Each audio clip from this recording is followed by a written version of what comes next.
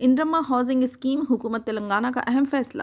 تلنگانہ میں اس وقت مختلف اسکیموں کے نفاذ کے لیے سروے جاری ہے۔ حکومت نے انتخابات کے دوران کیے گئے وعدوں کو پورا کرنے کے لیے اہم اقدامات کا آغاز کیا ہے۔ 26 جنوری سے ریتو بھروسہ، اندرا آتمیہ بھروسہ اور نئے راشن کارڈ کی تقسیم کا آغاز ہونے جا رہا ہے۔ ان اسکیموں کے کامیاب نفاذ کے لیے میدان سطح پر سروے کیے جا رہے ہیں۔ اسی دوران اندرما مکانات اسکیم کے لیے بھی سروے مکمل کر لیا گیا ہے۔ ریونت ریڈی حکومت نے ایک اہم اعلان کرتے ہوئے اندرما مکانات اسکیم کے لیے کٹ آف سال کا تعین کیا ہے۔ پہلے مرحلے میں ان لوگوں کو ترجیح دی جائے گی جن کے پاس ذاتی زمین تھی، لیکن اب حکومت نے یہ فیصلہ کیا ہے کہ 1994 سے پہلے سرکاری اسکیم کے تحت مکان حاصل کرنے والے غریب افراد دوبارہ اس اسکیم کے لیے درخواست دے سکتے ہیں۔